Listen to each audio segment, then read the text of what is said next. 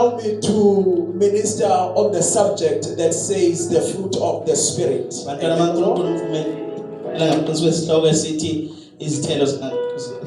Oh, hallelujah. Just turn to your neighbor and say, neighbor, sit back and relax, we're going to talk. Amen. Well, this is an interpreter, I'm learning my right. Amen.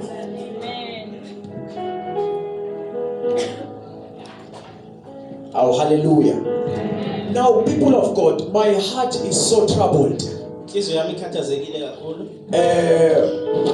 Because we are living in the times whereby we have less emphasis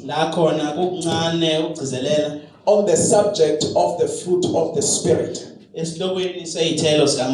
In our churches, together, and also in our pulpit. Amen, Pastor?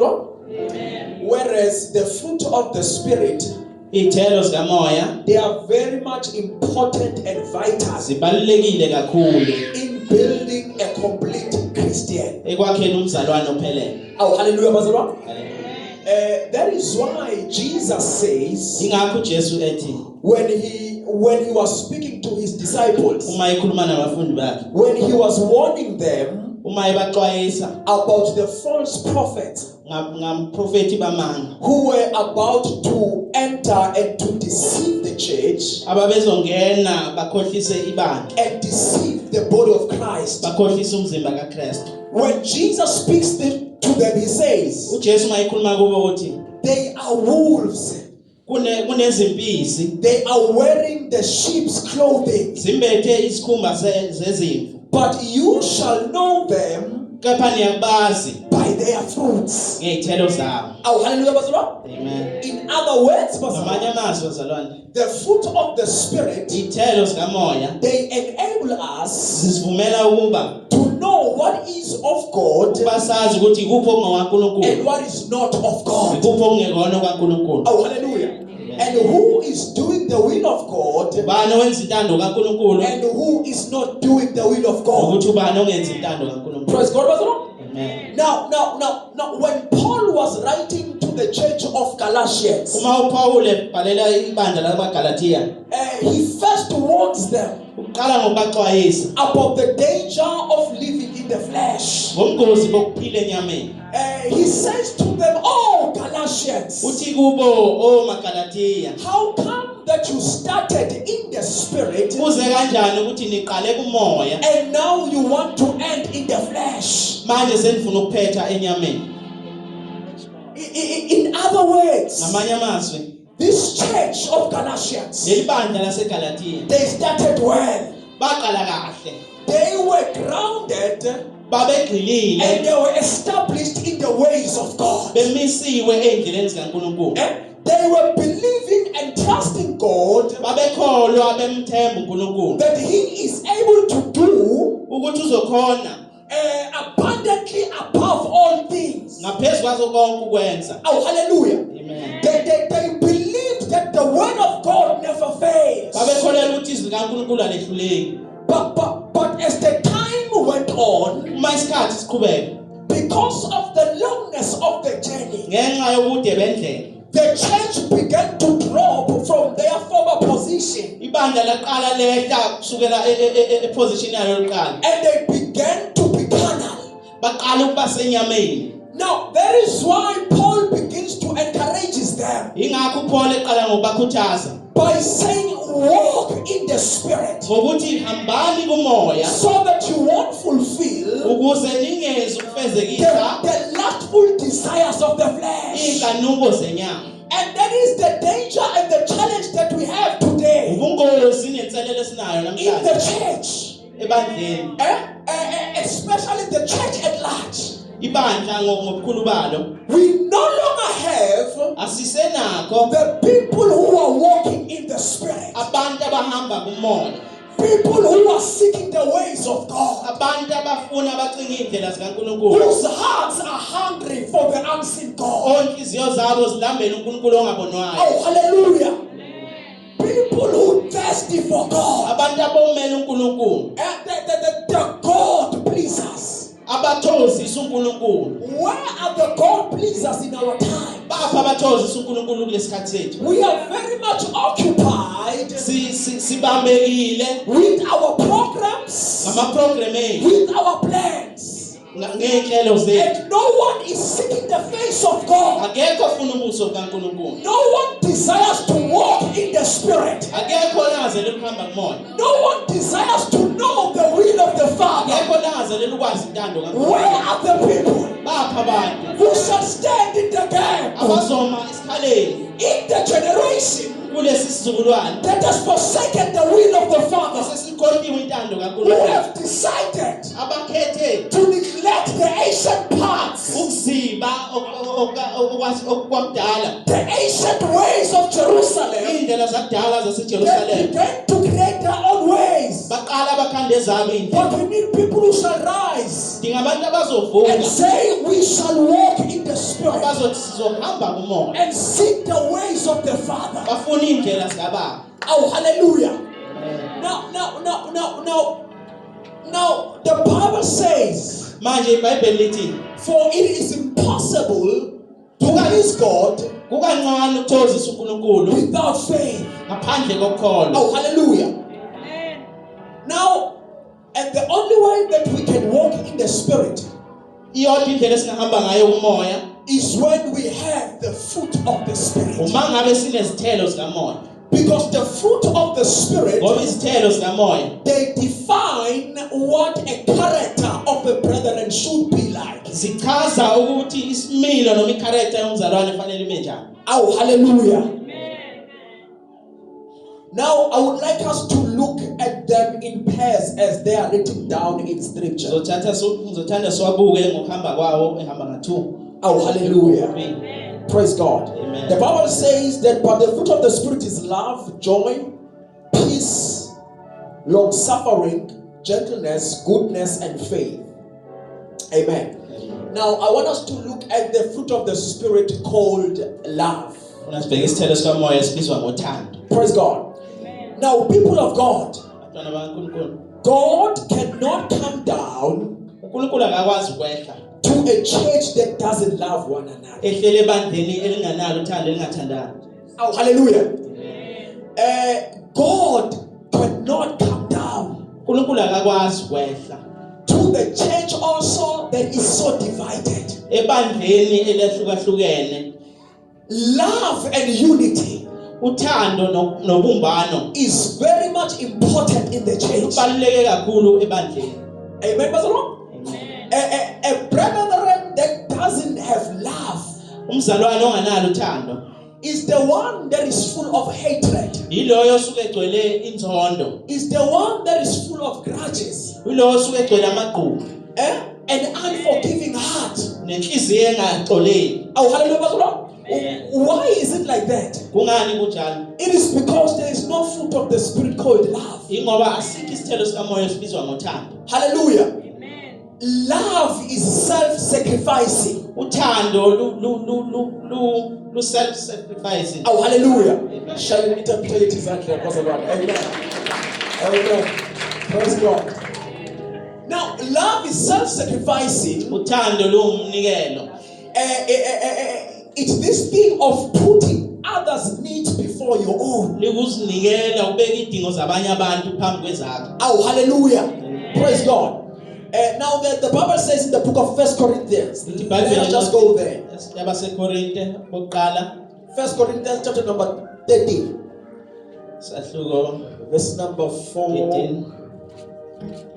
Verse 4 to 7. We are going to look at the characteristics of love.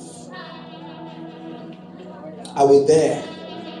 The Bible says that love is patient, love is kind, it is not jealous, love does not brag, and is not proud. Uthando luyabekezela, uthando lumnene, alunamhawu, uthando aluzigabisi, aluzikhukhumezi. Amen. It is not rude, it is not self-seeking. Love bears all things, believes all things, hopes all things.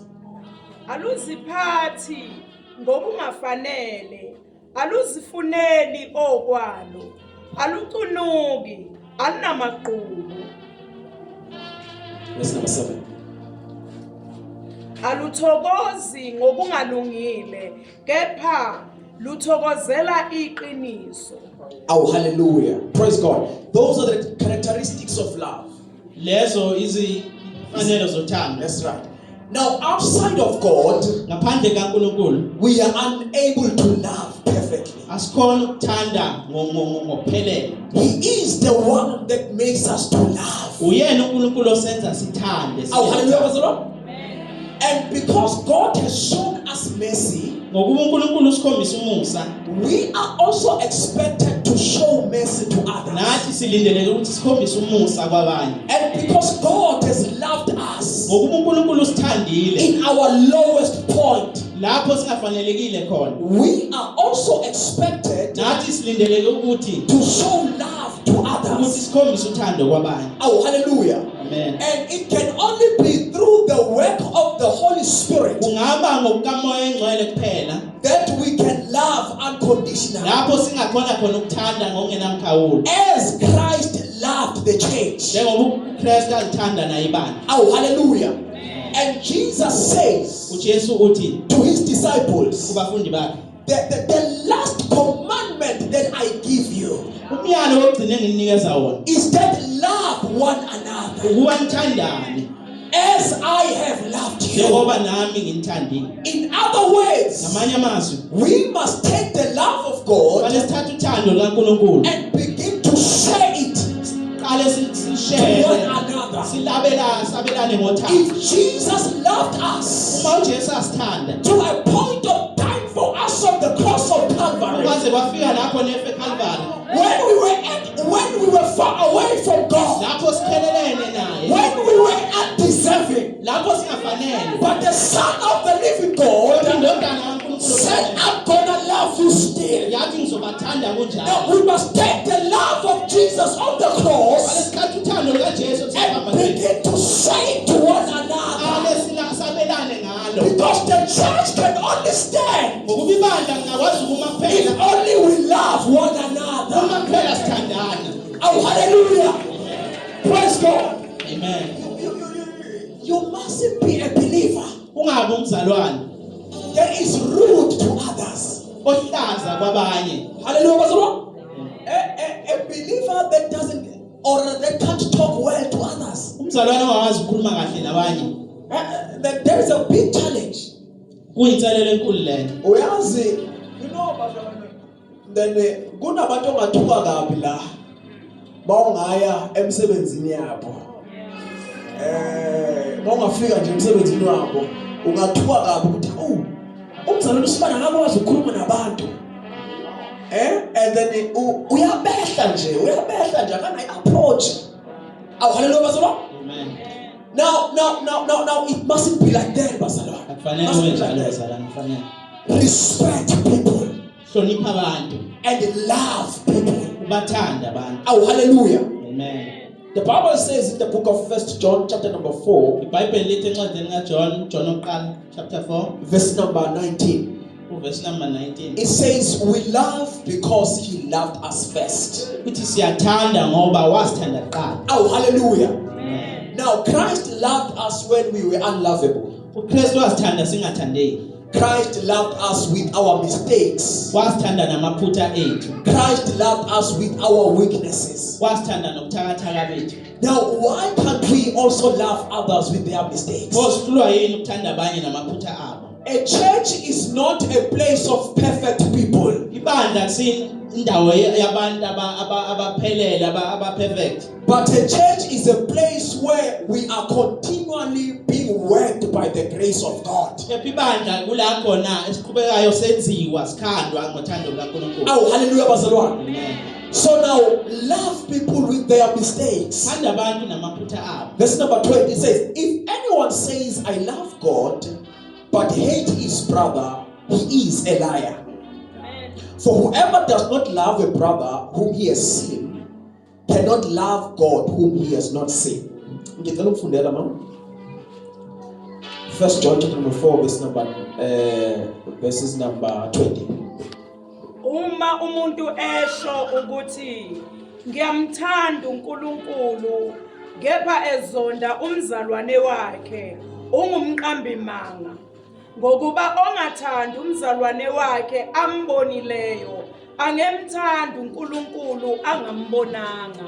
Oh, hallelujah. Amen. Now, thank you very much, man. Now there is this thing that used to happen in the old churches, Kunalento evamise ukwenzeka emabandleni amadala. whereby there would be some certain brethren La khona uzoba nabazalwane abathile khona. who are fellowshipping together, Abakhonza ndawonye but they don't talk to one another. kepha bakhulumisana. They serve in one church, Bakhonze bandleni elilodwa but they don't talk to one another. kepha bakhulumisana. Mawuthi uyalandelela kwenze njani sibani? Hayi nje ukuthi angimpiwe nje usibani nje. Angimpiwe nje usibani. Amen bazalwane? Amen. That is not the gospel. Akulona ivangeli lelo. Oh, hallelujah bazalwane? Amen. Because if you claim to love God, Ngoba uma uthi uyamthanda uNkulunkulu yet you have not seen him, kepha ungambonanga but you hate your brethren bese uzonda umakhelwane that you see every day, umbona usuku nosuku, that means you are a hypocrite. kusho ukuthi umzenzisi. You have not yet known God. Awukamazi uNkulunkulu. Because when you know God, Ngoba mawazana noNkulunkulu you will be able to love uzokwazi someone ukuthanda next to you. oseduze kwakho. Oh, hallelujah. Amen. Now, verse number 21. This is the commandment we have from him. Whoever loves God must also love his brother. Amen. Now, I want us to look also at the fruit of the Spirit called joy. Thanda sibheke isithelo sikamoya esibizwa ngentokozo. Oh, hallelujah. Amen. Are we still following? Amen. Now, joy is more than a temporal happiness. Intokozo ingaphekwe injabulo yesikhashana. Oh, hallelujah. Amen. Joy is lasting, Intokozo iyahlala, whereas happiness lapho injabulo is dependent on the situations around you. incika ekuthenini isimo sinjani eduze kwakho. Amen, bazalwane? Amen. For instance, Njengokuthi when you buy a new house, mawuthenga umuzi omusha you are very happy. usuke uthokozile kakhulu. But when the new house goes away, Epha uma indlu ihamba due to our complications, our bond, you are not happy at all. ngenxa yenkinga awujabuli Oh, neze. hallelujah, bazalwane? Amen. When you buy a new car, Mawuthenga imoto entsha you are very excited. uyathokoza kakhulu. Abanye baze bengakwazi ukulala on their first night. Amen. Baze bedamane phakathi nobusuku beye egarage bobona ukuthi isasakhona imoto yami. Hallelujah.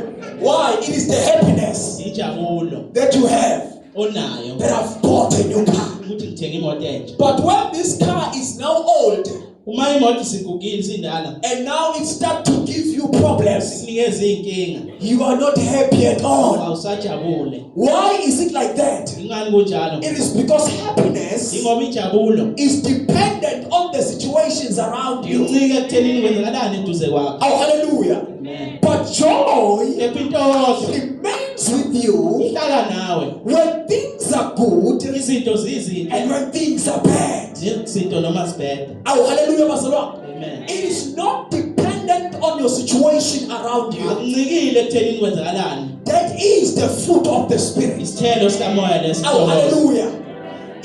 Ila khona mamusikhakhane. Uthi useyinkingeni.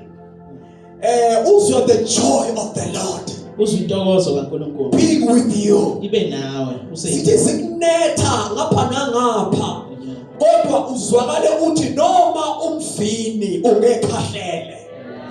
Namaqabunga awo angasatheli izithelo. Amen. Kodwa mina ngiyokuthokoza ngoJehova kwensindiso yami. Rejoice. Lapho usho things are bad, Lapho usho izinto ziyabheda. the devil has put you to the corner. uNkulunkulu usathane uvalele khoneni. He said it is over upon tonight. Athi usathane kuphelile ngawe. But the joy of the Lord Kepha intokozo kaNkulunkulu rises within you ivuke ngaphakathi and kwakho. say in season Ithi and out kuyisikhathi of season. kungesikhathi. It doesn't change who God is. Asitsho ukuthi uNkulunkulu ngubani. Hey, the joy of the Lord Intokozo kaNkulunkulu makes you when you are going through hard things, when you are down and out, when you are forsaken by friends, by families, but when you rise up, you have the hope in God that even when things are like this, the Lord is still with me. For the Bible says, the steps of a good man, they are ordered by God. In other words, I can go through fire, but I will never forsake my confession. For the joy of the Lord is my strength. Amen. It also makes you to worship God when you are not feeling like worshiping God.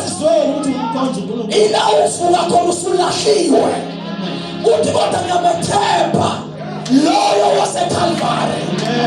Oh, hallelujah. And those who know you that you are going through a rough place, they begin to wonder, but how come are you not living your God? Besikhuluma njengoJobe. Uthi kanti sokwamela ukuhlokondwa yini enkosini. Intokozo lapho, the joy of the Lord makes you to rise up in your sicknesses, in your weakness. And say, I know my God lives. I was the Lord. People who are convinced that the Lord will never leave me. Those are the people who got the joy of the Spirit. Ngiyayibona le yakho ene time frame. Kodwa mina ngisho le ntokozo okwenza uhlabelele ihubo laseSiyoni. Ngisho izinto zizimbi. Nikwenza uhlabelele ihubo laseSiyoni. Usathana sekufanele khoneni. Esathi uqedile. Bese iBhayibheli lithi obithuna kongena yena. When the devil said he's finished, and they've dug the hole for you, but the Bible says, he that digs the hole, oh, hallelujah. That is the joy of the Lord. Praise God.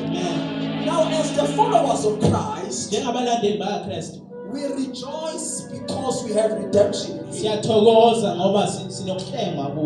Oh, hallelujah.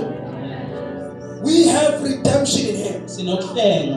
In other words, we don't need portable elements to rejoice. You don't have to wait until you are employed before you say, Lord, you are worthy. We don't need material things to praise the Lord. You don't need to gather it all before you can say, indeed, you are the King of glory. But we rejoice in the Lord because we have redemption in Him. Oh, hallelujah. Amen. Praise God. The book of Psalms, chapter number 71, verse number 23, it says, don't open it. My lips will shout for joy as I sing your praises. My soul too, which you have redeemed. Oh, hallelujah. Amen. Now, the reason we can have joy is because we have eternal hope in Christ. As long as God is still sitting in the throne, we have got more reason to rejoice in Him. You know why we rejoice? It's because the Bible says that I have good plans about your life. Plans not to harm you, but plans to prosper you. God has got good plans about your life. This is not the time to give up. This is not the time to throw in the towel. akusisikhathi sokulahlela ithawula but rejoice in God. kepha thokoza enkosini. Oh, hallelujah. Amen. Now let us just look at the fruit of the Spirit called peace. Ake sibuke isithelo sikamoya esibizwa ngokuthula. Now, people of God, it is the work of the Holy Spirit to grant us peace. Umsebenzi wamoya engcwele kusinikeza ukuthula. Oh, hallelujah.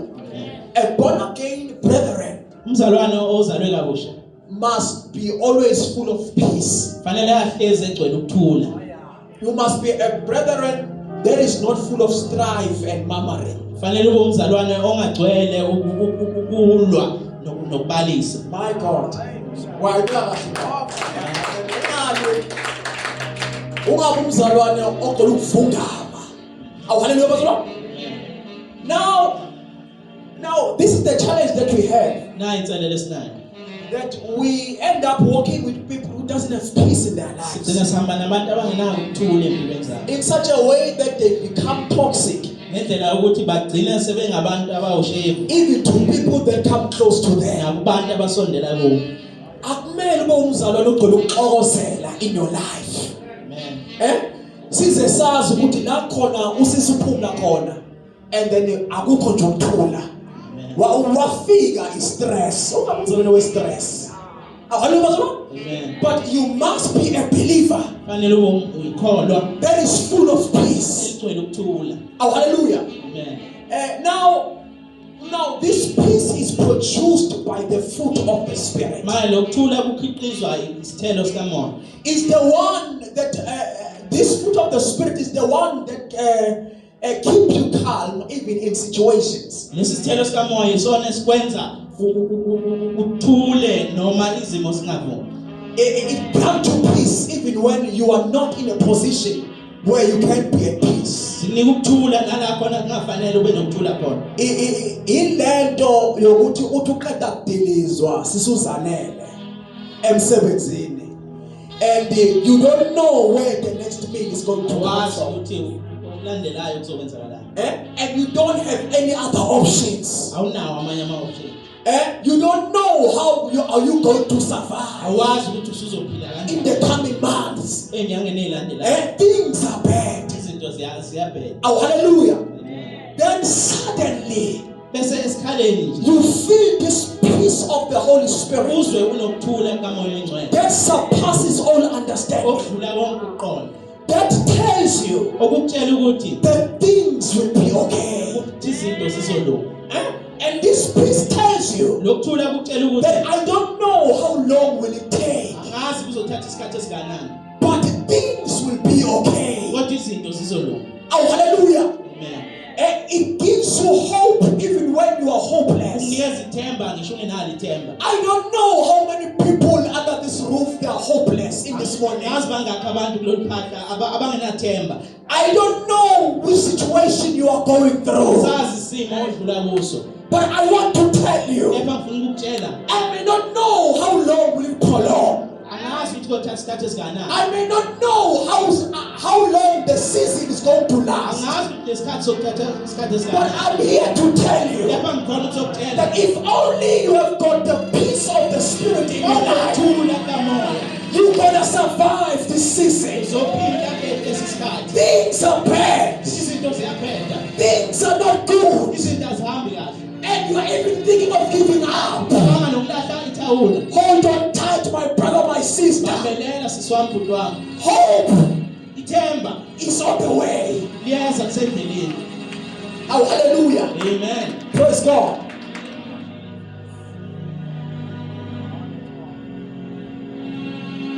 Now the Bible says in the book of Philippians, Bible lithi incwadi yabaseFilipi chapter number 4, chapter 4 verses number 6 and 7. verse 6 and 7. Philippians chapter number 4, verse number 6 and 7.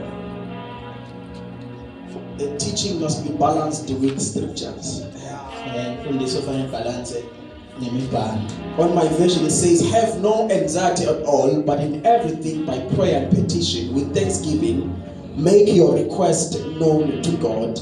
Then the God of peace that surpasses all understanding will guard your hearts and minds in Christ Jesus. Ningakhathazeki ngalutho Kepha kukho konke izicelo zenu mazaziwe nguNkulunkulu ngokukhuleka nangokunxusa nangokubonga.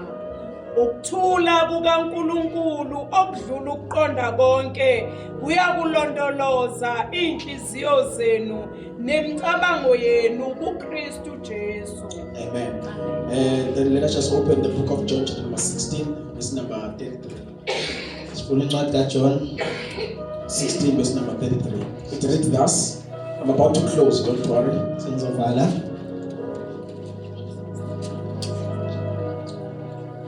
reads thus. I have told you this so that you might have peace in me.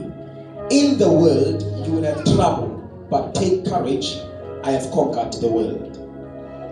Lokho ngikukhulume kini ukuba nibe nokuthula kimi. Ezweni niyakuba lusizi. Kepha imani isibindi. Mina ngilinqobile izwe. Oh, hallelujah. Praise God. Now when we came to Christ, we were never told about a peaceful or a place where there will be no challenges. We were never told about that we will never face storms anymore. But Jesus says when he speaks to his disciples that I have told you this so that you may have peace in me. In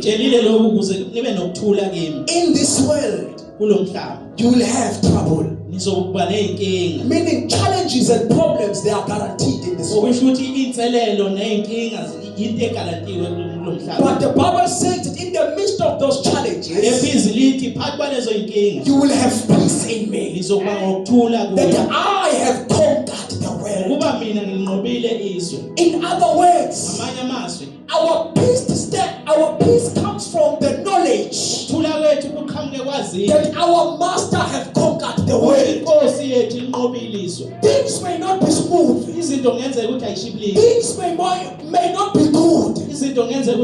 But our Father has conquered the world. It's just a matter of time. Because the Bible says, I will go in front of you and pave the way. Oh, hallelujah. Now peace is guaranteed. Now let us look at the spirit, the fruit of the Spirit called the long suffering or patience. I'm about to close. Now if you want to walk in the salvation for a long way, you must learn to be patient with others. Oh, hallelujah. The person sitting next to you is still going to offend you one day. That's right. Amen. The person sitting next to you is still going to hurt you one day. But it doesn't change that he is no longer a believer. He's still a believer.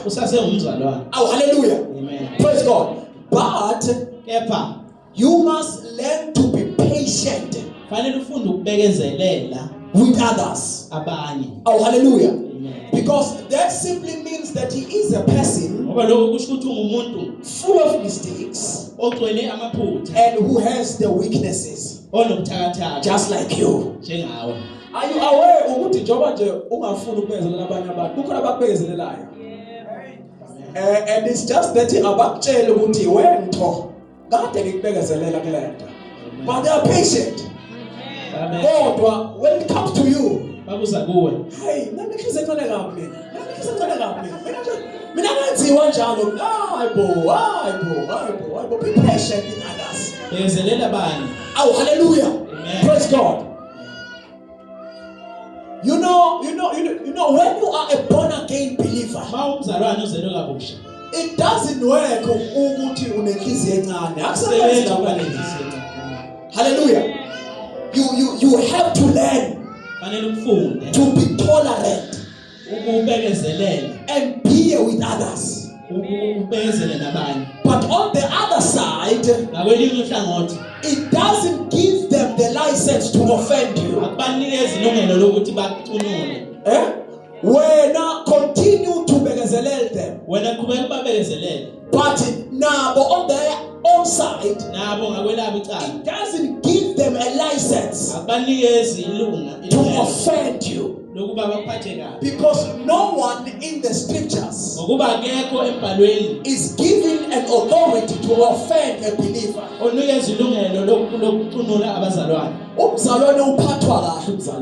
Amen.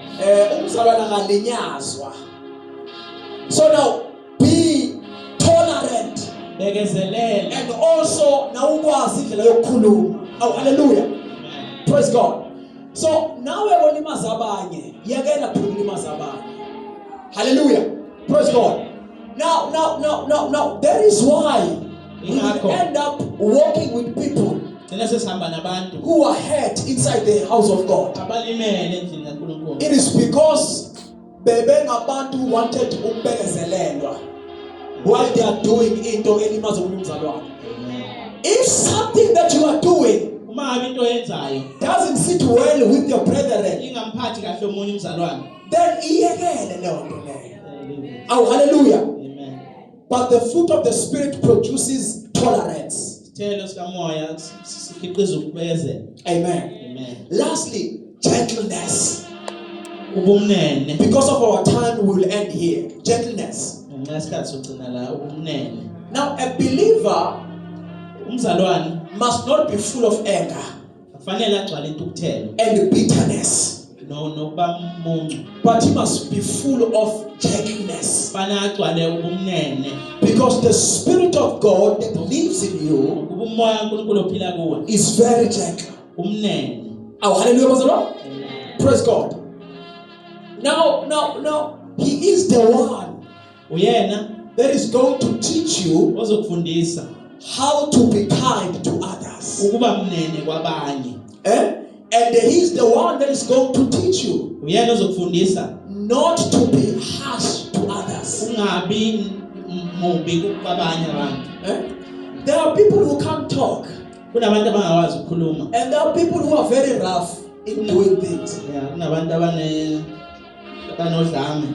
Amen. Yes.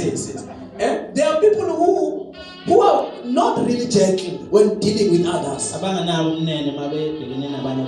and they find themselves offending other people, not knowing that they have offended them.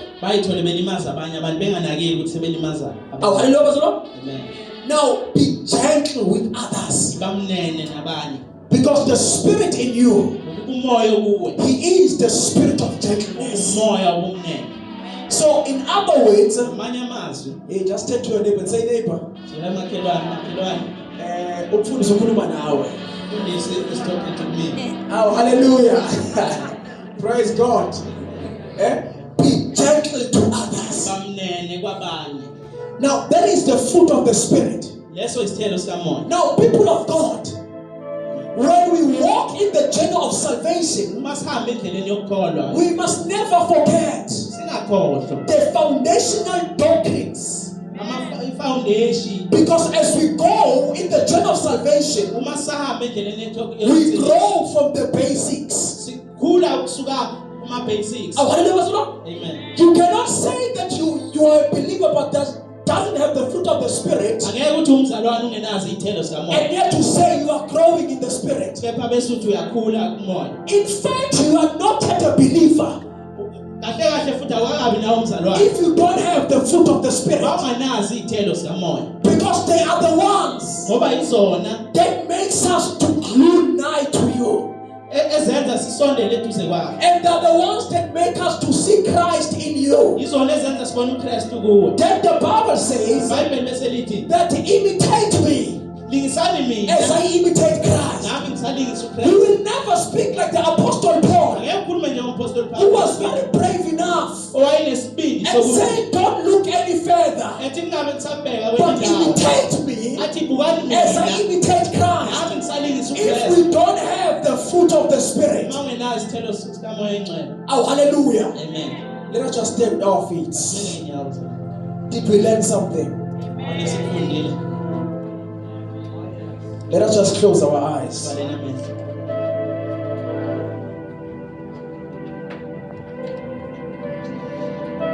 You know, there are people Kunabantu who are bound by a lot of grudges. ababoshwe amagqubu. They don't know how to let it go. Abakwazi ukuthi badedele.